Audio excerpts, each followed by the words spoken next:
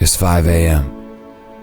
And for most, a red glow is the only light lighting the dark, because at this hour the city sleeps, with the stillness of a gas stove waiting for a spark. But, well, that's the problem for most, isn't it? They wait. And then there's the select few who see an alarm clock and say, "This is a lighthouse, and I can see the way." I'm Olivia Sewell. I'm a cooking competitor for Team Canada. I'm from Stillwater Lake, Nova Scotia. My journey started 2 years ago in culinary school when I was approached by Chef Canning asking me to compete at Skills Nova Scotia. I won provincially in 2022, and I went to Vancouver nationally where I won bronze. Next year I decided to compete as well, winning gold provincially and then gold in Winnipeg, earning a spot on Team Canada. That moment for me, when I knew that Olivia was going on to WorldSkills, I had a real good feeling going into the competition, even before the scores came out. In any competition, people have good moments, they have not so good moments. It's a roller coaster, right? But she just kept going up and up and up. Her winning gold was an accomplishment that I think that no one will even understand, because the amount of effort, the amount of time she put in, and how hard it is to do. She has a great ability to adapt to the current situation that's happening in that very moment. So she has, when something does go awry or something does go wrong, she is able to make that game time decision that is going to grant success.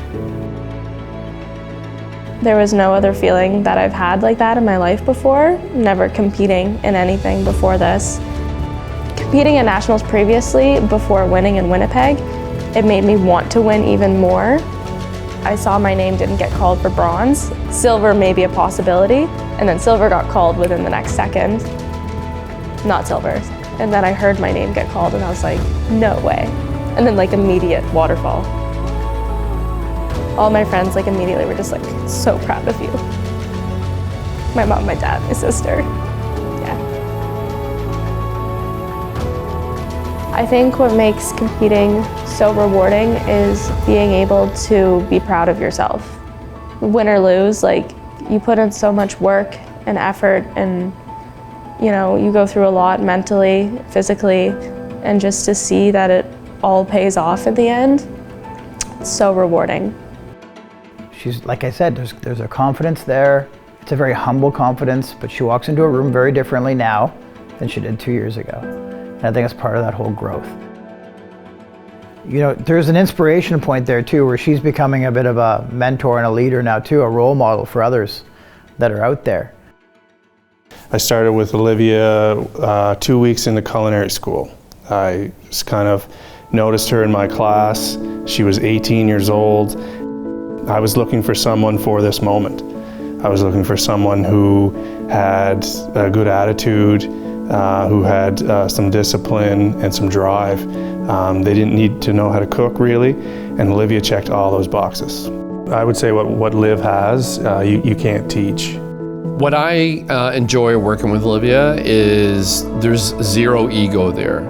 She wants to learn. She's a sponge. When we give her feedback, we give her advice, she takes it and she builds upon that. And that's not always easy. When competitors are pouring their heart into something, you know, and they work really hard to create, and then maybe it needs to change and needs to evolve, that can be hard to hear sometimes.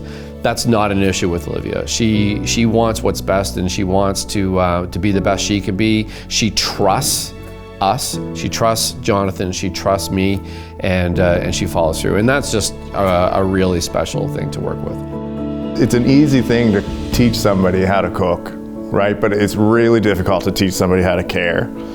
Not everybody gets it, right? Like, especially at 19, 18 years old, and they shouldn't. Most kids at that age shouldn't really understand that. But if it's something that you want to take serious, and it is a career path that you're looking into, then that's one of the biggest parts. If you want to actually make money in this career, you need to care and you need to take as much as you can out of every little place that you get to work at. And for someone like Liv, at the age that she's at, you don't see that kind of discipline very often.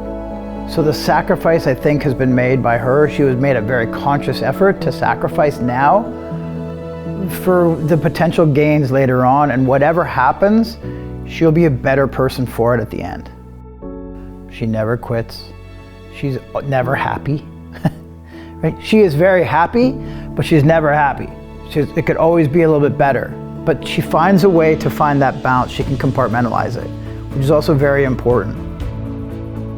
I've had amazing coaches help me and support me to get here. When it starts getting stressful in the competition, I just kind of take a step back, take a breather, remind myself, reassure myself that I'm here for a reason and I can do it. My first national competition, I went in with a broken pinky. My full wrist cast came off a day before I flew out to Vancouver. My pinky was still temporarily taped up, and then the whole time I'm competing, I'm holding my knife very proper, pinky out. When I didn't win the first year, I wouldn't necessarily say I was disappointed. I was still incredibly proud of myself. You know, everybody else sees that you didn't win and it's just like, oh, okay, third place, that's cool. But I know myself how much work I put in, and I think that's all that matters. The hard things is what makes you love it more and appreciate it more, even though you can't see that in the moment if things go wrong. To get to this level, it's all about hard work. It's countless hours, countless work days. It's an absolute ton of work, and it's the reason why, you know, we've never been here before, because you have to have someone like Liv who is just relentless. The opportunity to have one of our students, one of our own here from the college, someone that I've seen start from the very beginning, to go ahead and to win Skills Nova Scotia, and then to win Skills Canada, and now to move on to WorldSkills, that is awesome. Between now and Lyon, we got some months ahead of us yet. Problem is we don't know what we're going to be cooking in Lyon. We don't know what the project is. And so we have to create training experiences that are going to cover all those bases, and she has to be master of all those possibilities. To support Liv, I think it'd just be incredible for people to know, you know, acknowledge that this is happening. You know, social media is everywhere and we're all on it. There's no reason, even a supportive message throughout the year that would encourage, make sure that everybody keeps their head in the game so that we can support her as much as possible. Here's the hardest thing. The other competitors, some of them, this is all they're doing. It's all they've been doing for 2 years. Other competitors have the weight of an entire province behind them or a country behind them with financial resources. And that's what the fundraising is for, to give her every opportunity that other competitors out there are getting. We're going to do our best to expose her to as much as we possibly can to get her ready for the unknown. In a restaurant operating at a high level in industry, and then another one, you know, maybe send her to Quebec at the School of Chocolate. Get her in front of some of the best people in the country, on the planet if that's the case. The dream is to see the world, be able to take all of these skills that I'm learning and apply them anywheres and learn things everywheres.